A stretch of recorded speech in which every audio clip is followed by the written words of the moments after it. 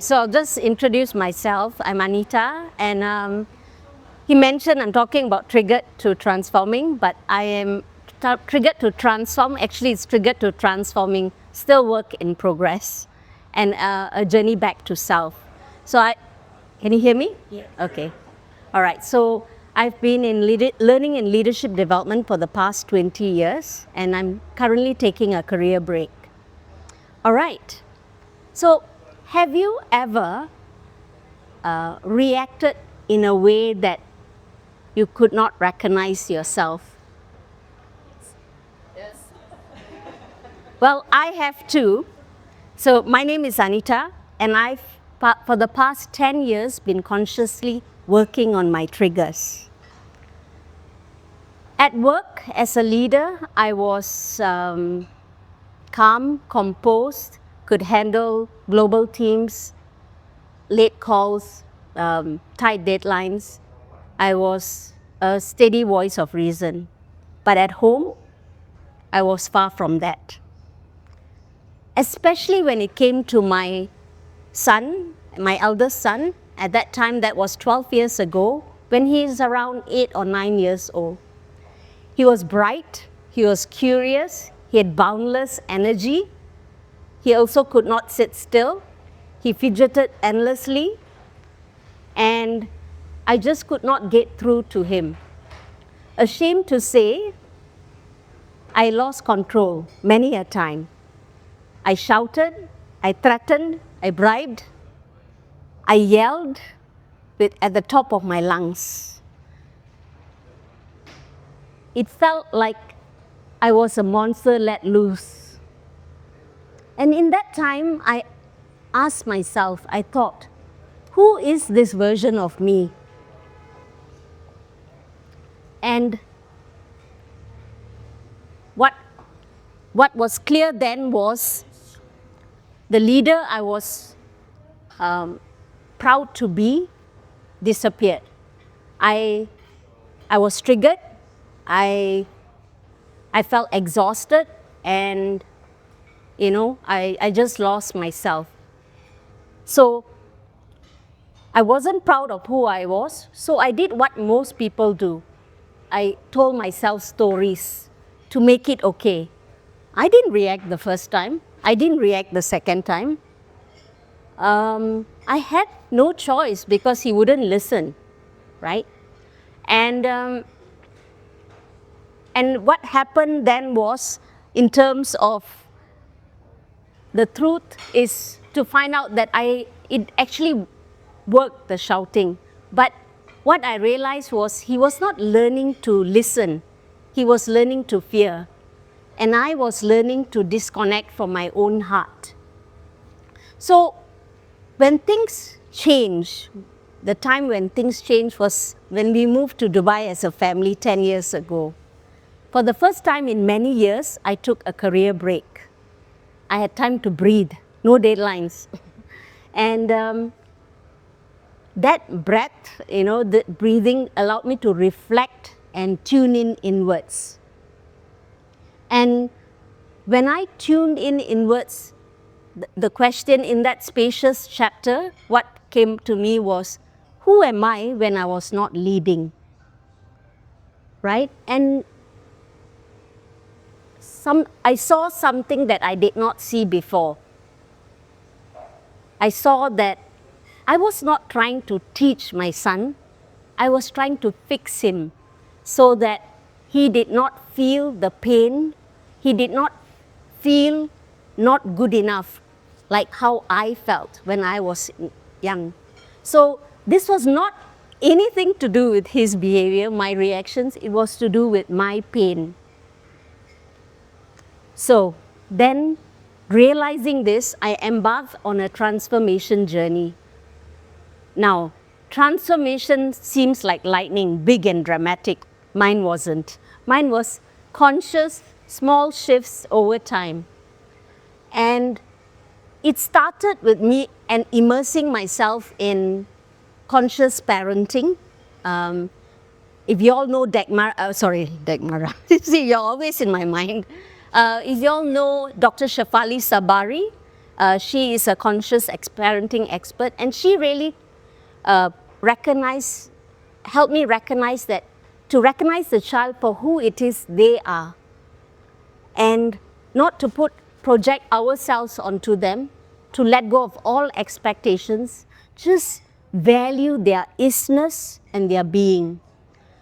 Wow, that for me was really a shift of belief and mindset. And that was really the starting point. Then came consciousness of breath and body. With meditation, breathwork, yoga, I started to feel the clenched jaws, notice my clenched jaws, my heart racing, my uneasy gut. And when I began to notice it, I was able to catch it before my emotions exploded. So that was the starting point of the breath actually stopping me, helping me be more conscious and choosing differently my reactions. Now, meditation, breath work, and awareness is a doorway. However, for me to have conscious behavioral shifts, it needed more work. So I chose something very unconventional. I did the practice of ancestral healing. So ancestral healing is a practice where we unconsciously hold on to our ancestral energies, and what happens is I began to understand the generations before me held the same patterns: striving, fear, control. Love need to be earned, for example. And by releasing it, I felt some softness, me softening, me reaching out to my true self. I felt light. And I felt, wow, I have nothing to prove. Yeah. Did I stop there? No, because I was keen to expand my own capacity to deal with daily stresses. Don't we all have them? Yeah. So I started attending Chi energy classes, and I self-learned somatic exercises. What those are: slow, intentional movements, breathing with the body, and it lets go stuck emotions, stuck energy, and let our energy flow freely. And why is this important? Because with stuck energy, we are more easily triggered, right? So with daily practice of somatic exercises, Chi energy practices, I had more clarity, more calm, and more capacity. Okay? So I felt relief, I felt proud of my journey. You may be wondering, what happened to my son? What was the impact of my parenting approach on my son? 5 years ago, when my son was 16 years old, he really pushed back hard. He challenged me at every turn, and he was resisting me being controlled, and he was also testing me whether I would fall back into control mode. And that was the impact, I think, of the consequence of the mother I was once.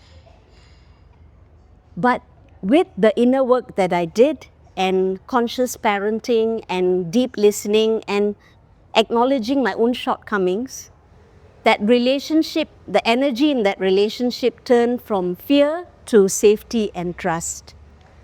My son is 21 now, and he laughs at this. But silently, I feel he is relieved. He is grateful that I have changed to be a gentler mother to my younger teenage son. Now, so what has this journey taught me? Triggers are never about the other person. Triggers are an invitation for you to look at your unhealed parts of yourself. Triggers are not the enemy. It is for you to pause, feel, and transform. Breath, body, movements, meditation, all these are practices. And the practices that connect the mind and the body. And I would say that these are practices that we need to continue doing because healing is a never-ending journey. So I'll leave you with this.